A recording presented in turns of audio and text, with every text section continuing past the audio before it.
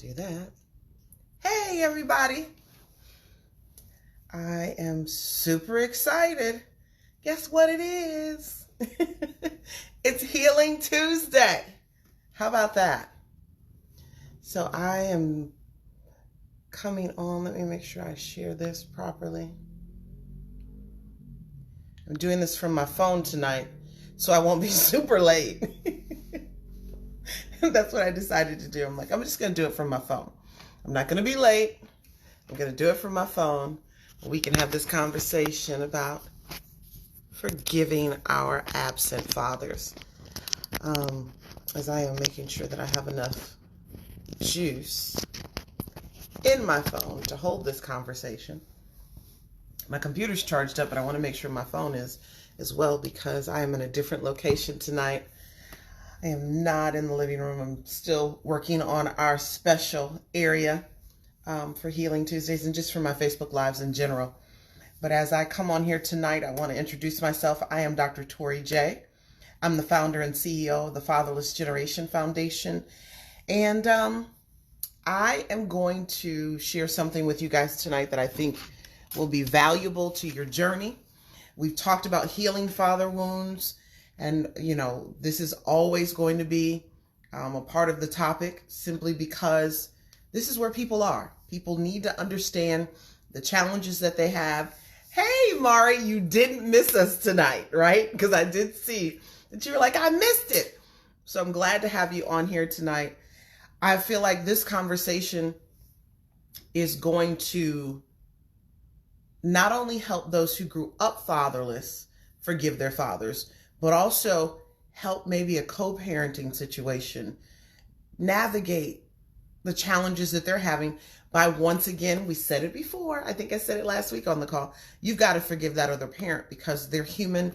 They have things that are going on with them that you don't know about, that comes from their past, their childhood traumas, all these different areas that you're not privy to. As much as you think you're privy to them, I don't believe you're privy to everything. And so tonight is just going to be that talk. We're going to go into your heart. And so I want you to I want you to prepare yourself for that. I want you to prepare yourself for the fact that tonight is going to be all about your heart and where your heart happens to be and getting you to acknowledge some of the things that your heart may be dealing with, whether it's disappointment, anger, hatred.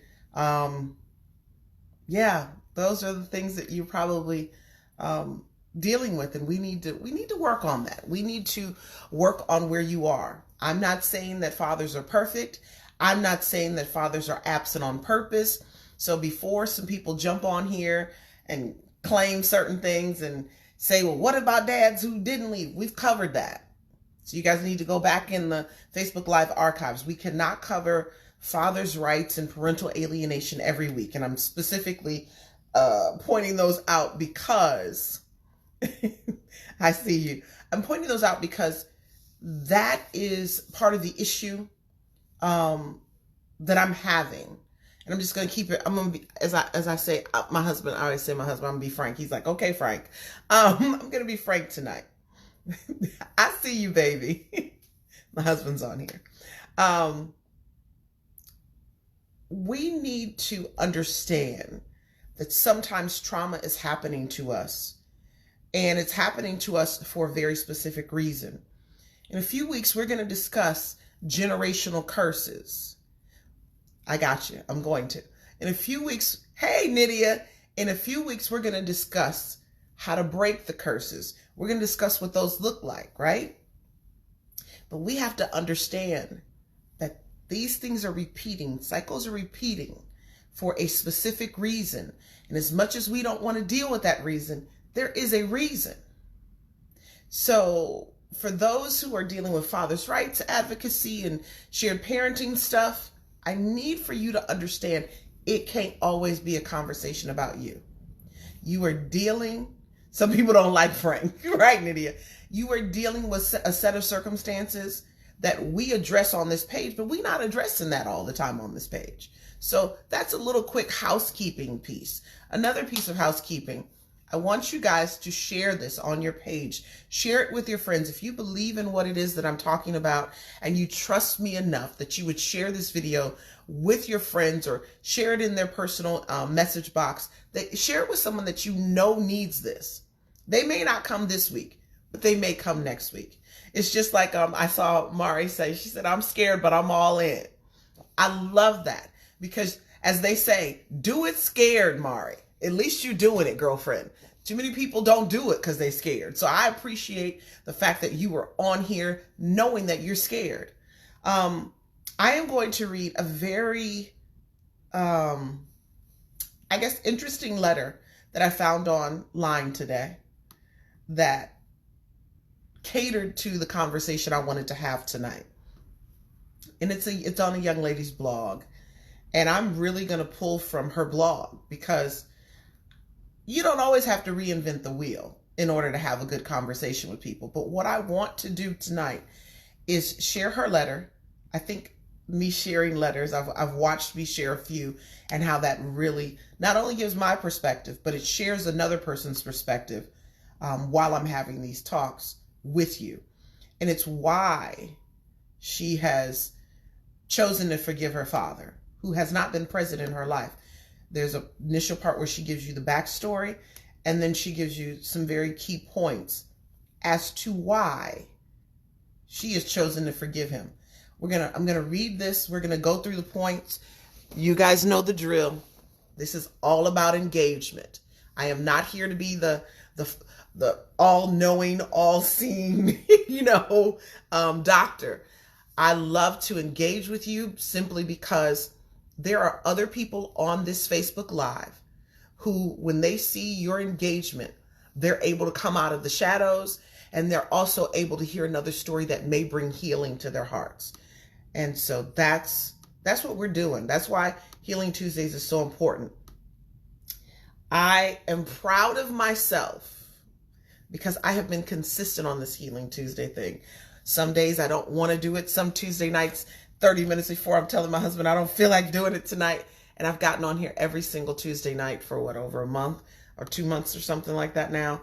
And because of that, I know Nydia's on here. I'm sure we'll see Becca tonight. I'm sure we'll see Shay. We'll see Mari is now new coming on, and even seeing her post last week saying, oh man, I missed it. That warmed my heart because what's important is having people. And I'm not all about, I need 1 million people to like what it is I'm doing. It's all about who you impact. Because sometimes you can have 1 million people and you're not impacting all 1 million of the people. I know that I'm having a great impact in your lives, especially when Nydia shared that she had talked about me with her therapist, and I believe Becca did the same. This is not always easy. The masses definitely need, right? I get it. They do. But it doesn't mean that because you don't have great numbers and a ton of people watching at that time, that you're not impacting. And I'm going to say it again. Your engagement is vital to somebody else's healing. That's how I'm going to put it tonight. Your engagement is vital to somebody else's healing. So before we get into this, I told y'all, I'm going to do a drum roll. Brrr. Who did the journaling? Because I got something to give away. I got something to give away. I have a book to give away.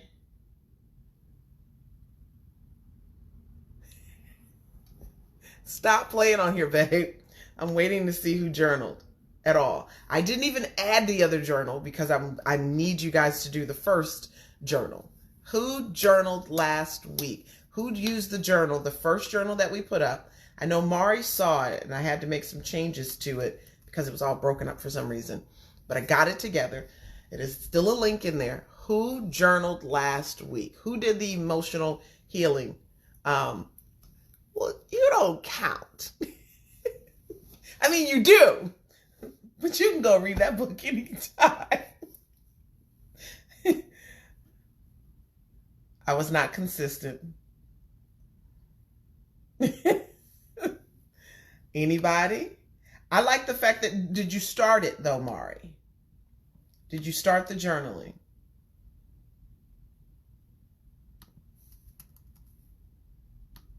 That's what I need to know. I'm going to wait. My husband started it. I can't give him a book. Can't give him a book. How y'all got me giving him a book? Lydia! What is going on, girlfriend?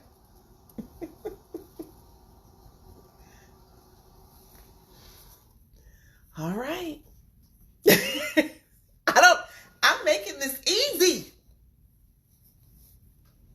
Maybe journaling isn't as easy as I think it is. I'm trying to help. So this is what I'm going to do. Not fair, but okay. This is what I'm going to do. Because you two are on here now, Nydia and Mari. Honey, you don't count. I'm going to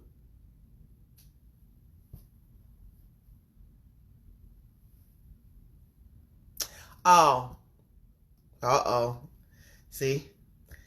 I think this is a good topic. Mari, you should share this with your daughter. I understand that it was a hard, yep, I get it.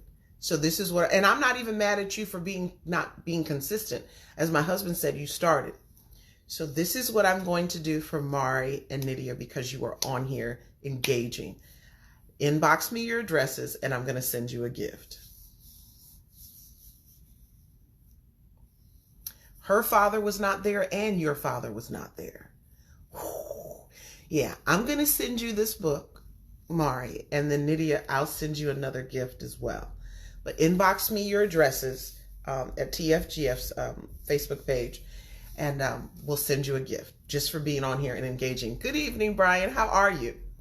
So let's get into this letter, right? Let's get into this letter, and let's see where we go. There are more than the two of you brothers on here. Mari, that's tough. Let's get into this, and then we can address. Hopefully, we can address that. This young lady says, for years, Father's Day meant nothing to me. Growing up in a single-parent household, we didn't celebrate it. My first memories of my father were phone conversations and looking at a prom picture of him and my mother. I knew he was light-skinned with a small afro and wore glasses. He was handsome.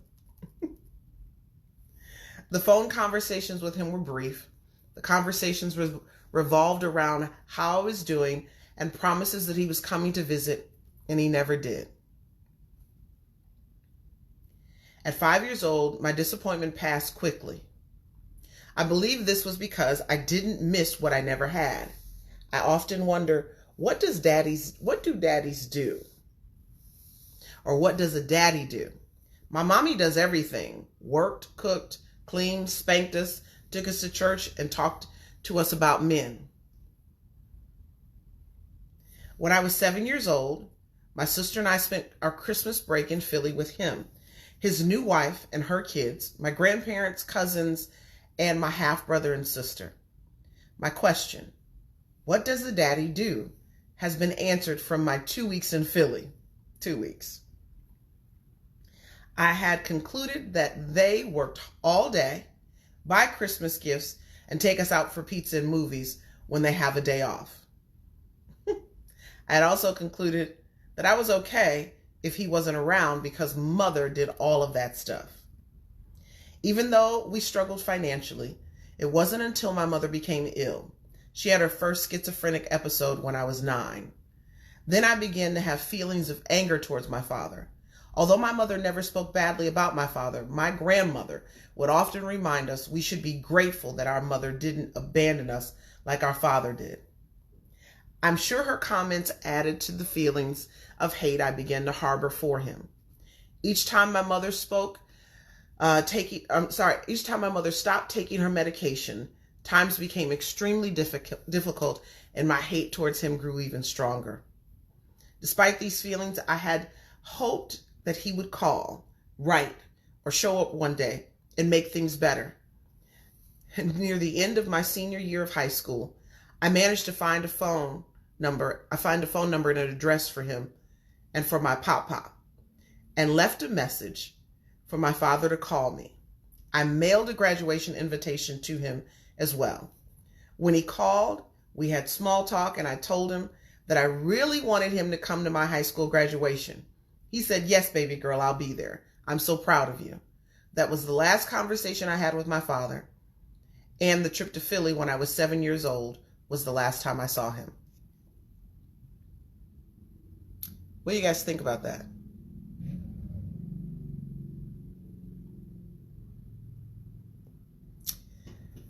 What do you guys think about that? Tell me what you think about that. There were a lot of points in here that I'm going to address before I even get to the forgiveness piece. Okay? So, one of the things that she brings up in this conversation is, for years, her first line, for years, Father's Day meant nothing to me. We didn't even celebrate it. If you never celebrated Father's Day growing up in your single parent household, put a 1 in the box. If you celebrated it and you grew up in a single parent household, put a 2 in the box, in the comment box. If you did not celebrate it, no protection from dad, no life lessons. Good one. Okay. Interesting. Put a 1 in the box if you did not celebrate, I think is what I said. Yeah, if you did not celebrate Father's Day. And put a 2 in the box if you grew up in a single parent home and you did. Mari said this hurt her heart. Talk to me about the Father's Day line, because we got to address that. I get sick and tired on Father's Day when individuals sit on here on Facebook and social media and be like, or on Mother's Day, on Mother's Day, they're like, oh, you know, happy Mother's Day to all the mothers and blah, blah, blah. And there's no prerequisite, right? And then the second part is, yep, we're going to get to that, Brian. We're going to get to that, because that's why we're talking about forgiveness. The second part of that is Father's Day comes around and there's happy Father's Day to all the single mothers. Happy Father's Day to this and that. This and that. And happy Father's Day to all this person and this person. And there's all these prerequisites, right? In order to be a good father and or to get a happy Father's Day. And then, you know, single moms get Mother's Day and Father's Day. Mari is saying they never even celebrated Father's Day in her home. Never even celebrated. Nope, we're going to get to that. I know. I appreciate y'all jumping in, because she's going to get to why she's forgiving him.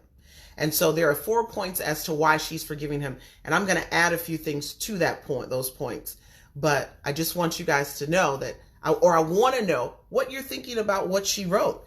Do you relate to it? Mari says it was hard to, Nydia said it was tough to listen to.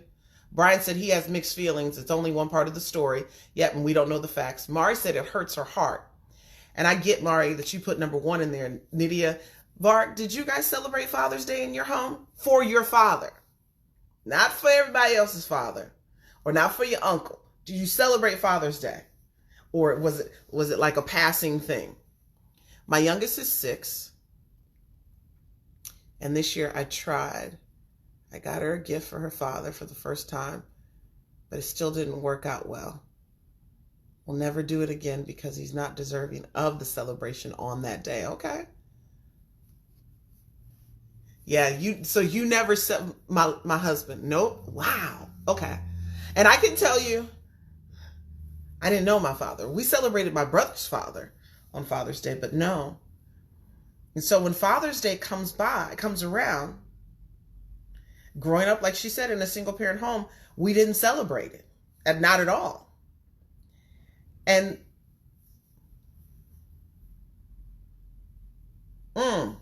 so Brian, no. So Brian, you didn't have your father growing up either? I don't know if I knew that part about you. I want to acknowledge the fact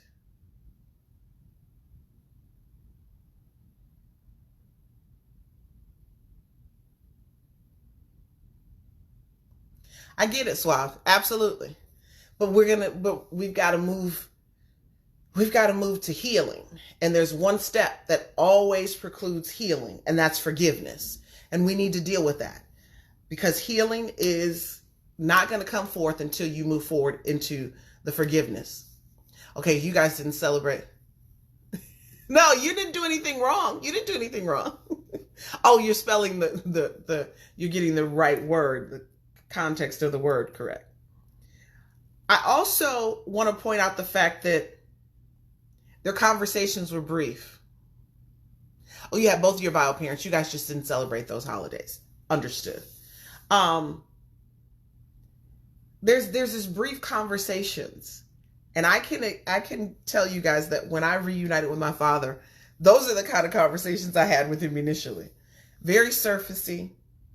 You know, what you doing? Nothing. How you doing? I'm fine. You know, it's real surfacey. It's nothing nothing in depth. And as you build the relationship, it gets more in depth. But I'm wondering what a dad would have in common with a 5-year-old, or what a dad talks about with a 5-year-old over the phone.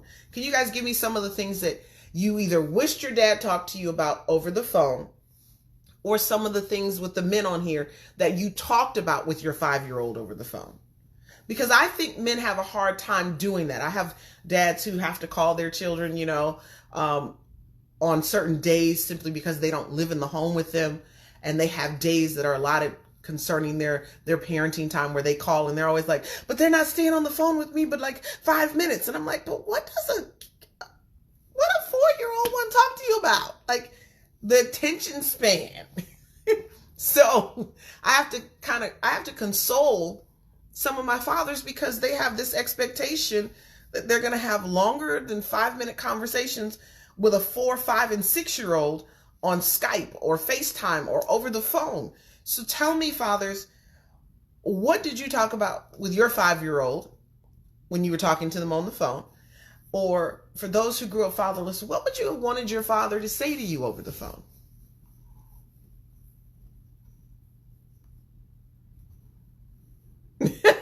You pretended like you were listening. That's why you saying the girl, you crazy. So my husband is talking about his daughter, my bonus daughter. Charity used to talk and talk and talk, and his job was just to listen.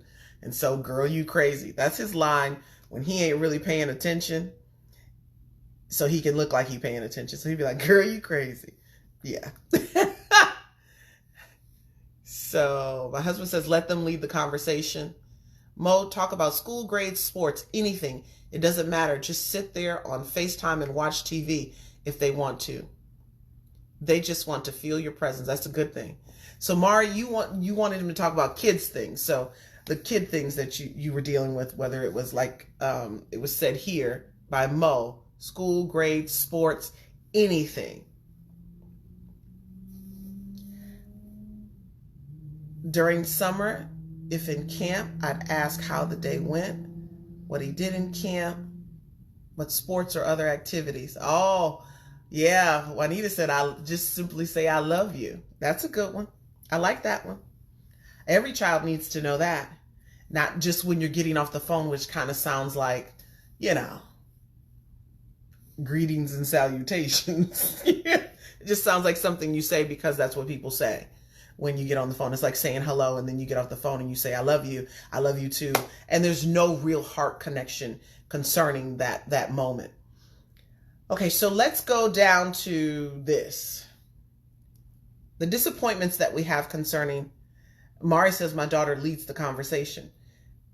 I don't think there's anything wrong. My husband even said you let her lead the conversation. And Charity is still a talker to this day. She can talk. The disappointments that we have surrounding our fathers.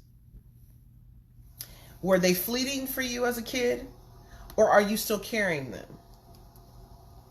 Are you still carrying the disappointments? Because this young lady seems to think at 5 years old, her disappointments pass quickly. But do they really pass that quickly? So I want you to think about it. I want you to dig into your heart. I told you this was going to be a deep conversation concerning your heart. Are you still disappointed by the fact that your father was absent and that the conversations were surface or they were non-existent? Do you still have that disappointment there? If you have disappointment still in your heart, put 1. If you don't, and you don't think you have disappointment in your heart, or you don't feel like you do, put a 2 in the box. 1 if you do have disappointment, 2 if you don't have disappointment in your heart.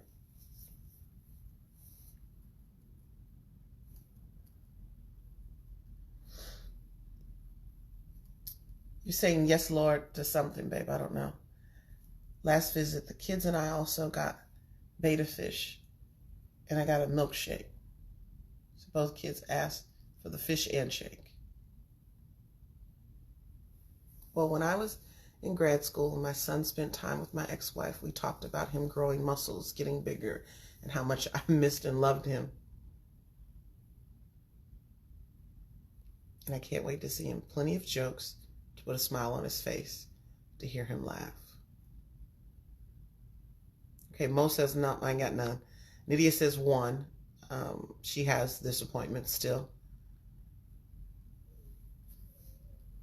No, 5-year-old does not. Yes, you said it best, baby. Charity still, yes, she's still a talker. It doesn't hit you until you struggle with forming male relationship. Come on. Yes, absolutely. And Mari says 1. She still has those disappointments. I'm going to have a conversation with you concerning something called the disappointment factor. Came up during a coaching session that I had with someone, and God and I are crafting that to help you navigate the disappointment. You got to go beyond forgiveness. There becomes other steps and stages you need to deal with, but forgiveness is number 1. I don't believe her disappointment in writing this was as fleeting as she thinks it was or is. I think disappointment lingers and it stays with you and you don't recognize it. Is affected and shaped my views on the way I see men. Come on, Mari. That is a lot of individuals. I had the pleasure this morning during my morning kind of scrolling through social media, and I saw a post, and this post too, no, I don't, because he's deceased and I've moved on. Okay. Keith, I thank you for sharing that. I saw a post this morning, and it was a stepdad calling out a biological father because he wasn't where he needed to be. And I guess the biological father went to social media and posted about the stepfather taking his daughter to get her nails done, and he had an issue. And so the stepfather is sharing all this stuff about, all that he does for her and how he knows she knows her ABCs but struggles with Q, and he's calling him out. But when I looked at the page that shared this conversation, I had to click on it. And the page is called My Baby Daddy Ain't SHIT. That's the page. 1.7 plus million followers. And because I could have gone on that page and just commented on everything. It blew my mind how negative it was. It blew my mind how women were cheering other women on with holding children from fathers and protecting and all this other stuff. But there was a post that said, our children don't miss their absent fathers. And she brings this up here in this letter. She said, I can't miss what I never had. And that's what a lot of people were saying on this post earlier today when I was reading it. And I was just like, the problem with that concept is that you can't miss what you never had. Is once you have it, you realize what you missed. And once my father was back in my life, I realized the true statement is you can't miss what you don't know you're missing. But when you become an adult and you realize you're missing emotional development, you're missing just some mental health components that you need. You're missing the ability to relate to other individuals in a romantic, especially men in a romantic relationship. You have an issue with intimacy. You have an issue with communication. You have an issue, like all these issues. That's when you realize, actually are missing your father, and you're missing the components that fathers bring to the table. I want to talk to you before because I could go on and pull it apart some of the stuff. Yeah. Brian, thank you. She said it's a lie. That's why she's writing about it. Okay, so yeah. And that's what I realized, Mari. That's why I think this is, and I'm going to post this for you guys. And once again, I'm not reinventing the wheel on this one. This said everything I could have possibly said, including the line right here. She says, I have chosen to forgive my absent father, and here's why. So I'm going to go through these 4 points. He was an okay makeup dad, my bio dad, and he apologized for his mistakes. And to my mom, he apologized, so I'm good. Future goes on. Keith, see that? An apology helps you move on. But those who don't get that, they still got to move on, but they got to move on the right way. They got to move on with forgiveness in their heart. So one of the reasons, once you have it, you realize how much you actually miss. Absolutely, Swab. So let's deal with her number one reason as to why she forgave her father. We're about to touch on some of the things my husband said and even Brian said earlier. Number one, she says, I cannot change the past. He wasn't around. Yes, I may have some daddy issues. She got daddy issues. But she cannot change the fact that he wasn't there.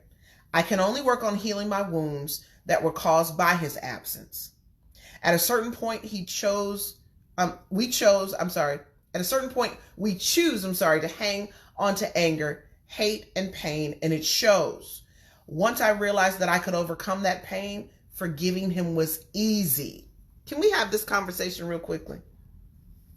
One of the lines that she says in this moment that I need to illuminate.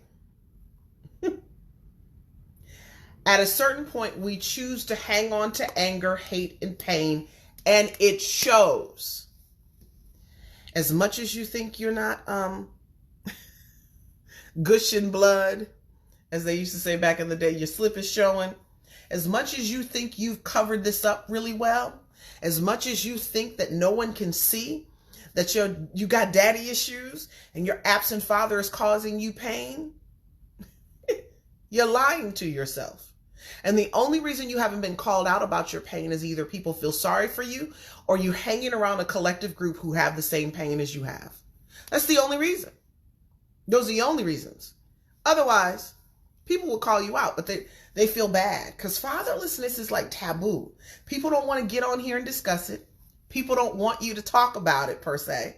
And I got something coming up that my husband and I shared. We were walking, we were getting our exercise on to get this weight off, to get back to how we're supposed to look. Nydia, I'm starting to feel myself, girlfriend, 4 miles a day and getting it done, and some other things I'm doing. And of course, eating right and all of that, but you're not letting him make fried chicken or some of the other stuff that I like. But I'm going to tell you, I'm starting to feel myself. It's a glow on you. Oh, thank you, Mari. But people can see that you hurt and that you're broken. So I remember a scenario that I had, and I wrote it in one of my ebooks. I remember going to this networking event, and there was this high profile publicist there, and she still has a lot of clout in Atlanta. And the women were going around the circle asking what each individual, does for a living. And I had just really launched the concept of the Fatherless Generation Foundation. And I shared what, I had embarked on and started this company and that whole thing. And before I could even really get out what I was doing, the publicist says, daddies. Oh, I didn't grow up with my father, but I'm fine. I'm good. Well, see, all of that in her throat told me she wasn't good. And I later began to see that over and over and over again, especially in young women, where you are responding to the work that I do with that kind of passion. I'm going to call it passion tonight, which then reveals the true pain that you're holding on to and that you're experiencing from your father not being there. And her saying, I'm fine without him, and all these other things that she then got out, which I didn't ask for. She said she was fine without him. We have to understand a couple of things here. And I just want to really talk to you from your heart, from a heart perspective.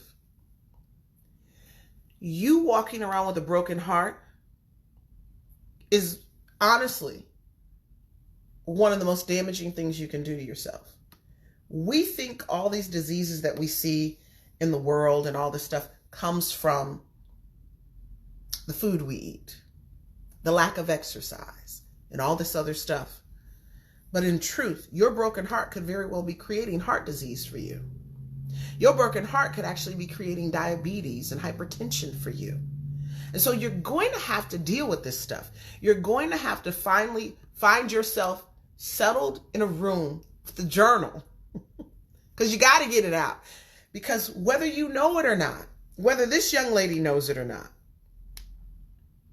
and she did say that she knew it. She knew that it showed.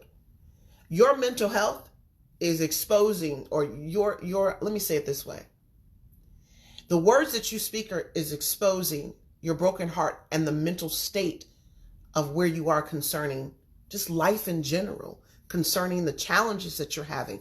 If you are the kind of person who's overlooking, I'm fine without him. If you that kind of person, then I would begin to question, what else do they dismiss in their life? What other truths are they dismissing in their lives? Because healing cannot start if you don't acknowledge the truth. Forgiveness is the initial truth that you need to deal with. Forgiveness is not about you. It's a gift, or about them. It's a gift you give to yourself. Juanita says, harboring resentment takes a toll on your appearance and spirit, even if you never speak on it. When it is dealt with, you look like a totally different person. Come on, Juanita. See, that's my one right there. That's who she is.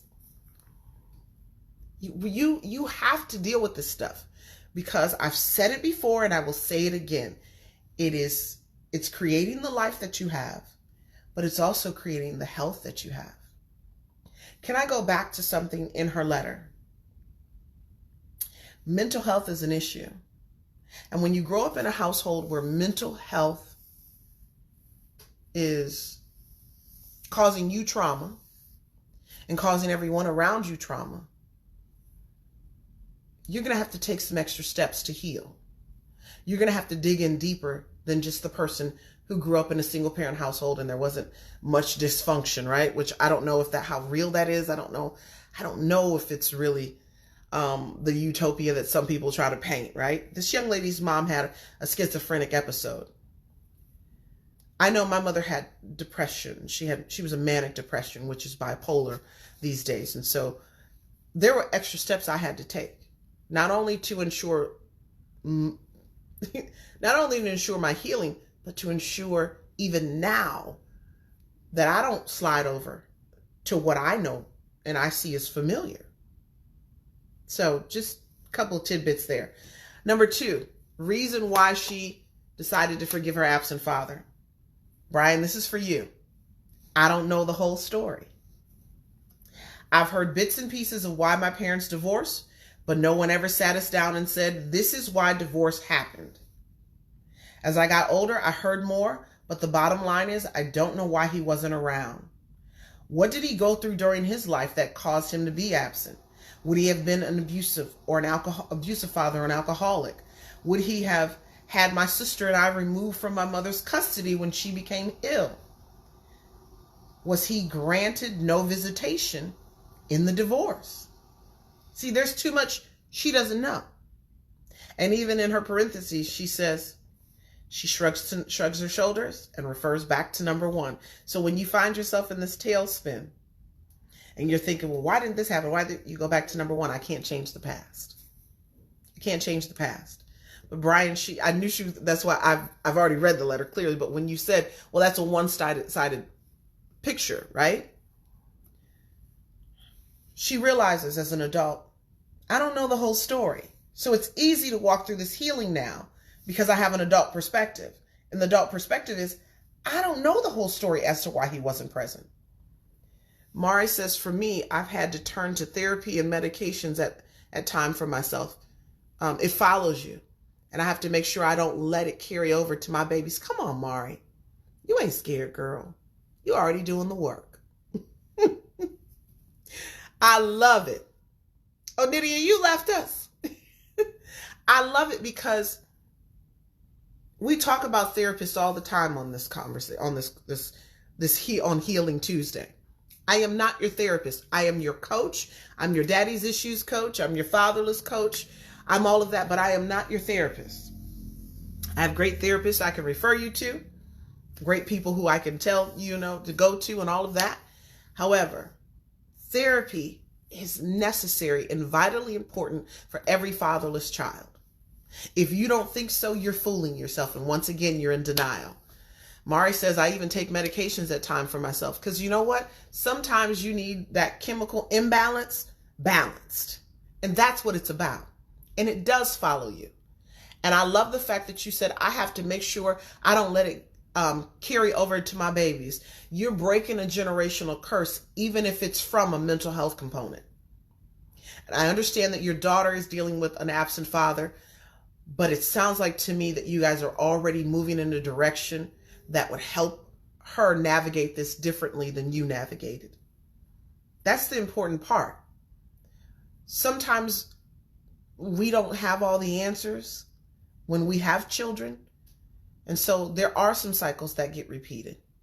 But once you get those answers, then you do better. They say, right? The saying is, when you know better, you do better. And Mari, you're doing better because you know better. He may have just been ashamed. Come on. That was one of the first things I learned about men doing this work. Guilt and shame men carry it like a coat, like a cloak when they are absent from their children's lives. And because we're so hurt as a fatherless generation, we can't even acknowledge our father's own hurt, guilt, shame, and pain. We don't even know. And one of the things she even said is, what did he go through in his life that caused him to be absent? Once again, I said this to you guys last week when we were talking about co-parenting from a fatherless perspective and what that looked like. You have to empathize with another person's pain. And I'm going to post it. I hadn't posted it yet. I thought I would post it during Toxic Mom's conversation, but I didn't. I'm going to post it this week so you guys can see my mother's hurt and pain. Bring your tissue. I didn't bring mine, and I should have. So just know, bring your tissue, because I did this interview called my single mom's journey, and my mother cries from the get-go. And the reason you're going to see when it comes on and it clicks on and we're like, oh, we got it. We were having so many difficulties getting on, which let us know that it needed to be a conversation. It had to be a conversation because we knew then people needed to hear it. No questions, no doubt about it. We have to find a way to relate and connect the dots as to why people are absent, as to why people have mental health issues, as to why her mother was not schizophrenic for no reason. We say, oh, it's hereditary. Boo-boo. That's called a generational curse. Hereditary. I'm putting words together. I'm telling you, I'm about to talk to y'all about something so deep, and I'm studying it out so that I give it to you. Because your deliverance from a lot of this stuff, just give me 2 or 3 more weeks. It's coming. Because the stuff I'm studying in this book over here, amazing. But when we say that schizophrenia and mental health components and all those stuff is hereditary, that is called a generational curse, my loves. It follows you through the bloodstream. And then some of it is also learned behavior, because when you live in a home with someone who's schizophrenic or has mental health issues, you're being raised in trauma and dysfunction. You can't get whole and completeness out of that. Not at all. Mari, that's all that's expected of you, is to do the best you can possibly do. That's it. There's nothing else that's expected of you. And Mari says here, Juanita, I think my little one's father is ashamed and embarrassed. Hold on. He had 8 kids, 5 and under. I think that's addition. I think he has no idea what he's doing, and it is causing him to fail. So he will not come around as he should and I call him on his behavior. I'm gonna call it that way. Can't have Minister Tori cussing on the live. I want you to know, girl, all day, PTSD, all day. Y'all think PTSD is just simply something that happens to people in the military.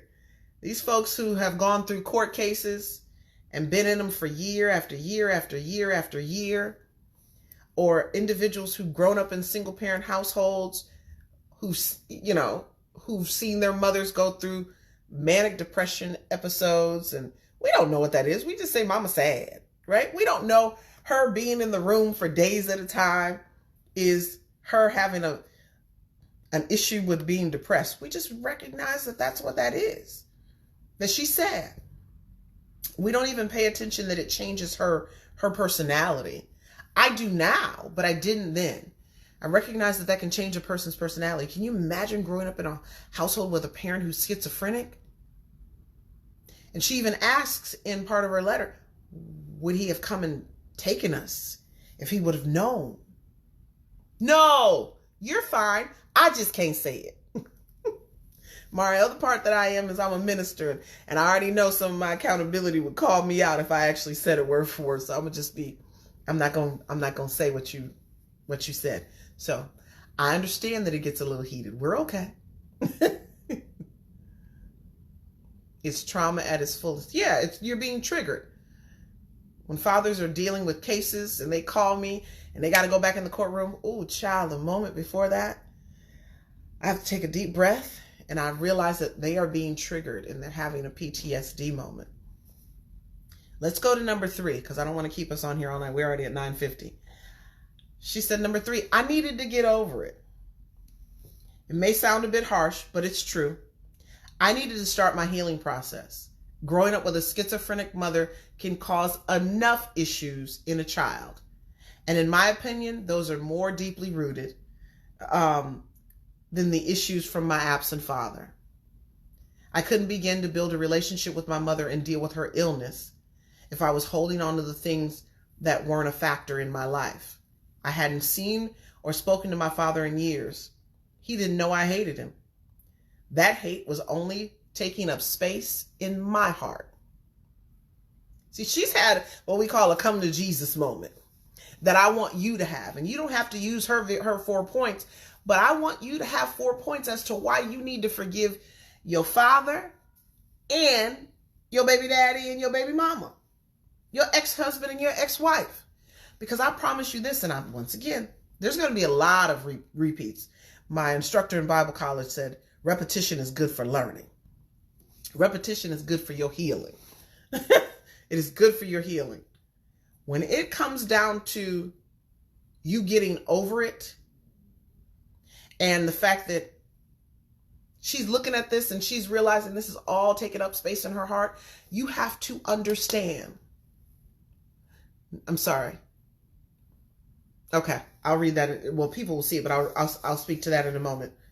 You have to understand this is about you and this is for you.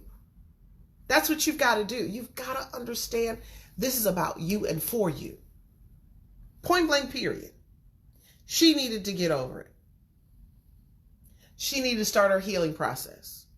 And then on top of that, she was like, I already got enough issues with my toxic mama over here. We've already talked about toxic moms. We did part 1 and 2. She already got these issues over there. So now dealing with the issue of having an absent father. Come on, y'all. This is just piling up. This is childhood trauma piling up on top of childhood trauma.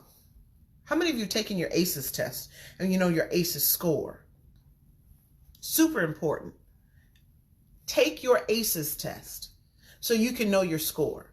Because it's asking you these different questions that concerning what happened to you in your childhood.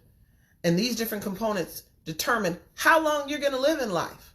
Will you have heart disease? What will you have? What will be the issue that will take you out? And he said, I don't hate mine, but I just haven't spoken to him in almost 5 years. Why haven't you spoken to him in almost 5 years? Let's go to number 4, the last one. I needed to stop being angry at the rest of the family. This one right here. I've seen it a million times on some of the pages where there's no excuse as to why a dad could be absent. I know there might not be an excuse, but I promise you, there's plenty of reasons. Yes, I can put the link. I'll put it in once I finish this. There are plenty of reasons. There might not be excuses. I wouldn't even call them excuses, but there are plenty of reasons as to why fathers are absent. But she said I needed to, and then she said I needed to stop being angry at the rest of the family. So then you guys begin to question, why did his mama make him come see me? Why didn't this happen? You then got to do what she did. Go back to number 1. I can't change the past. So number 4 says, there was nothing I could have done to make him be a father. I was a baby when the divorce happened. It was not my responsibility to reach and try to establish a relationship with this man I did not know, nor was it anyone else's. It wasn't my mother's responsibility to force a relationship. It wasn't my uncle's or cousin's responsibility to be the bridge between my father and I. The fact that my father was not around was due, I'm sorry, I got things scrolling, was due to his own actions, maybe. And then she says, she refers back to number 2. Because number 2 is that place where she says, I don't know the whole story. Right? And when you don't know the whole story, you got to realize, see, this is what we do. We let self-talk and head talk get us how she got into that whole thing. Well, people can't drag him. People can't do this and people can't do that. And that was his own decision. That was based on his own choices. And then you go back to say, but maybe it wasn't his own choices. Maybe he's dealing with some things that I know nothing about. Maybe he's got some childhood trauma that he never dealt with, and then he became a father and he hadn't dealt with it. And then he got triggered by me being born and the relationship with my mother, and then he just disappeared. And then he thought about coming back, but as it so happens, he's been gone so long, so guilt and shame is weighing him down. And so then he doesn't come back because he's afraid. And then before he knows it, he's repeated a cycle. Before he knows it, he's now created a fatherless child, whether that was his intention or not. That happens. She says, will I ever have a relationship with my father? I hope so. But if not, I'm okay. I'm okay with it at this point in my life.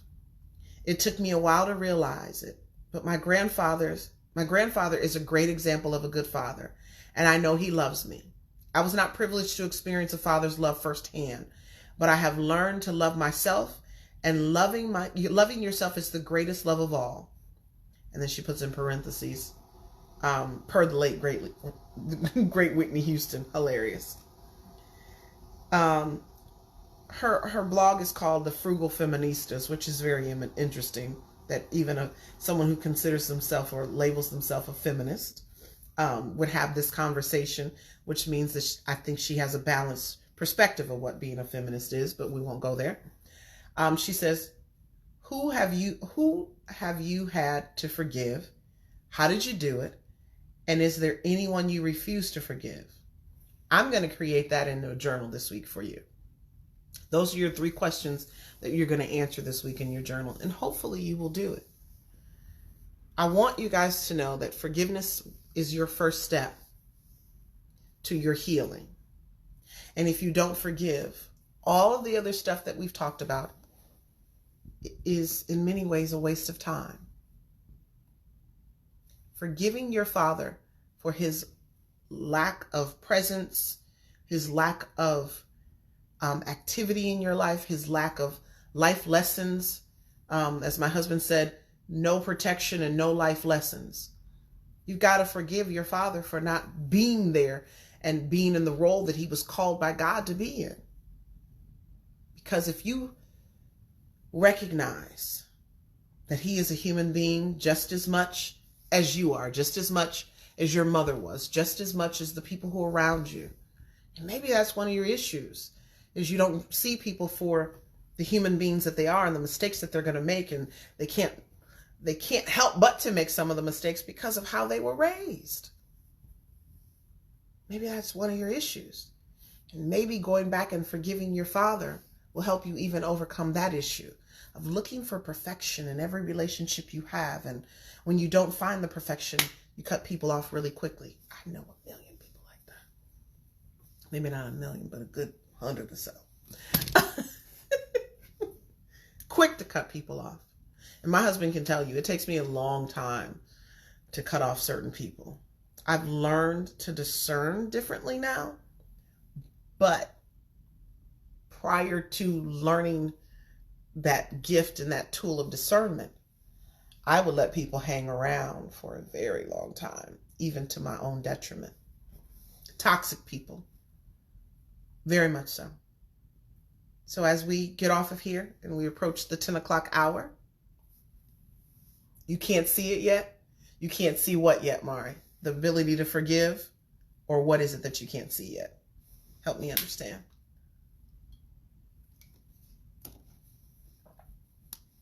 And as I was about to say, as we approach the 10 o'clock hour, any questions you have, anything you want to put in the comment box, put it in there. I may not be able to answer, but somebody else on the Facebook Live may be able to answer it. And I'm just that humble to tell you that. What is it just you can't see yet, Mari? And Nydia, you didn't tell us. Maybe you'll inbox me. I want to know why you haven't spoken to your father in 5 years. I don't know if I told this and I don't remember it. So while we're waiting to see who else is, if you got any questions, any comments, anything you want to add, you can't see the forgiveness yet. Okay. And that's a part of your work, right? I don't think it's you know, how we say, oh, I forgive them. Like it was just that instant. I don't believe that. Forgiveness is a process. Okay, Nydia, I got you. Forgiveness is a process. It is not something you just do and then it's done with. That's not real. Forgiveness has layers to it. But acknowledging the fact that you need to forgive and moving towards that forgiveness is a tremendous step. But once you forgive, healing manifests. Truly manifests. And forgiveness, let me go here. The road to your forgiveness will cause you to have to go back in time to their childhood. What do you know about your father's childhood and his journey? What do you know about your daughter's father's childhood and journey? Because that's when you find a place of compassion and empathy for the person, that's then when the door for forgiveness will open up. She says, but I'm open to getting past it. I understand. I don't think you'd be on here if you weren't. I announced what I was going to talk about. So those who didn't want to, participate, they were like, oh, I'm out. I'm opting out of that one tonight. And I get it. Every conversation on here is not going to be for everyone. No, that's called reconciliation. That's a different thing. If I forgive, do I have to have a relationship with him? No, I did a post a few weeks ago. Just because you forgive doesn't mean you have to give people access. Doesn't. That's reconciliation. And sometimes with forgiveness comes reconciliation, but that's not always the case. Especially if the person hasn't changed their patterns and their habits, right? You don't want to forgive someone who's toxic and then they come back into your life and beat you up again. That's not going to work. That's not a good thing, because then you're traumatized all over again. My mother and I have, whether she knows it or not, there is a clear boundary. See, it's called a boundary, Mari. There's a clear boundary set. I've forgiven you, but in order to have relationship, this is what has to happen. You have to set boundaries. See, Brian says, no, two separate situations. Forgiveness is this, and reconciliation is this. Two separate things. And don't let people try to punk you into, because you forgive, you have to be in relationship with them. I've seen it. I've heard it.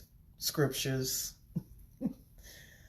Oh, my pet peeve is using scriptures to get people to do people to do what they, what you want them to do, instead of use scriptures. She said, well then, damn it, let's sow it. I want to be free. I get it. So you're fine. I want all of that personality on here, Mari. Forgiveness is for you, not the other person. Absolutely. That's what this article leads with too. That's the quote that she puts at the top. I can tell you her 4 points were on point for me. That I didn't want to reinvent the wheel on this one. I didn't. Other ones I pull the story and then I add my own commentary to it. But this one, she said it perfectly. And I want to just leave you guys with this tonight. I want you to think about it. So by the time tomorrow I post the journal, I am going to post this journal. Who have you had to forgive? How did you do it? And is there anyone you refuse to forgive? When I read those 3 components, what I think about is this. You're going to see, it's going to reveal who you are. And you're going to see your forgiving heart or your unforgiving heart. It's going to reveal to you who you are. Are you an unforgiving person? Yes, I'm going to post this this blog on the page here in a moment. I'm sorry, I'm using my phone and not my computer to do this Facebook Live tonight. It just made it easier because my computer, I still need y'all to pray for my new computer because it's coming.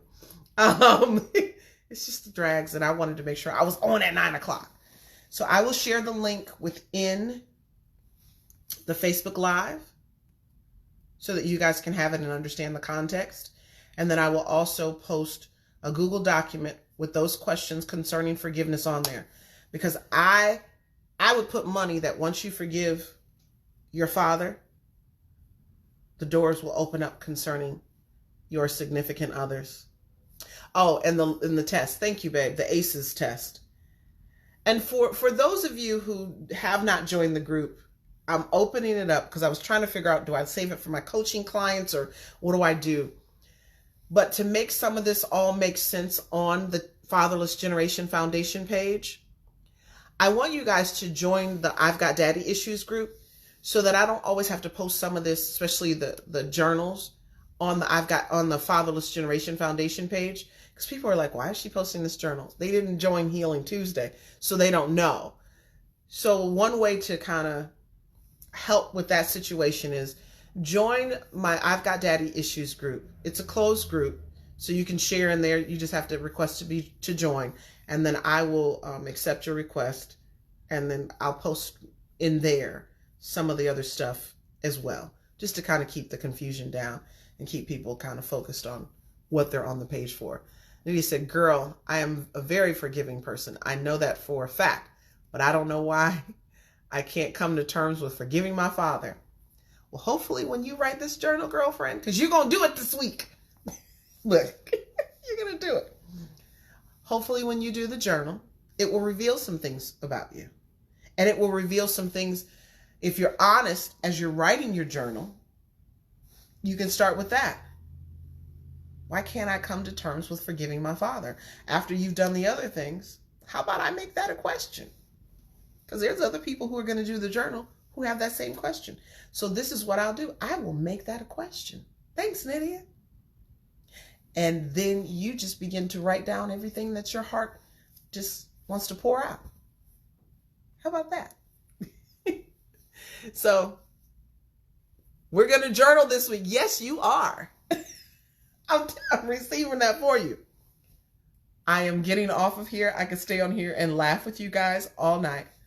I'm going to put 3 links on the page. I'm going to put the link for the journal tomorrow. I'm going to put the ACEs scores in this particular Facebook Live. And I'm going to put the blog in the Facebook Live as well, so that you can have those links and go back to it and read it, okay? And just kind of keep your mind on the 4 reasons why you need to finally forgive. I thank you so much for joining me tonight. This is so much fun to come on here and talk to you guys. I appreciate you engaging and being a part of Healing Tuesday. I am Dr. Tori J. Mari, I love you. You are our new homegirl and girlfriend on this Facebook Live. We are here to support you. Nydia knows you can just drop me an inbox. I have someone who is administrator, but they'll direct me to it if I don't see it. But just drop, if you need some help, just drop something in there and just let me know. just let me know. And I will do my best to answer it. And I am always praying for you guys. I did shift the Monday prayers to 9 a.m. because at 7 a.m. I'll be looking a hot, look, I'm already struggling, but I'll be looking a hot mess at 7 a.m. So I was like, I can't do 7 a.m. So 9 a.m. every Monday, we're on, and I'm praying for about 10 to 15 minutes about different topics and about different issues. And it's what comes upon my heart at that moment to pray. I do jot them down, but I'm very specific, and because I could be on there all day praying. But we're going to tackle this thing one thing at a time, because I'm going to tell you something. You have to understand that fatherlessness is just not a natural component. It's a very much so a spiritual component. And even tonight, I meant to pray beforehand. There are some things that we're going to get into spiritually over the next few weeks that we need to pray in as we are going through this next journey. Because forgiveness, y'all need to begin to pray that you're able to forgive your father. Can we start with that? Can we get to a place where we can pray that, Lord, help me forgive my father. Help me to forgive my father. Can we have that prayer? I want to kind of give you guys some things that are happening. I'm still working on getting people booked for the Thursday help session because I do want to hold it at 1 p.m. simply because my days are jam-packed and the schedule is crazy. Because I've now postponed a trip to Africa, I have a little more time to plan a few things. So I'm going to start coming on here, and I'm going to use pop culture on my personal page, pop culture to discuss fatherlessness. And I'm also going to start doing Maury Mondays.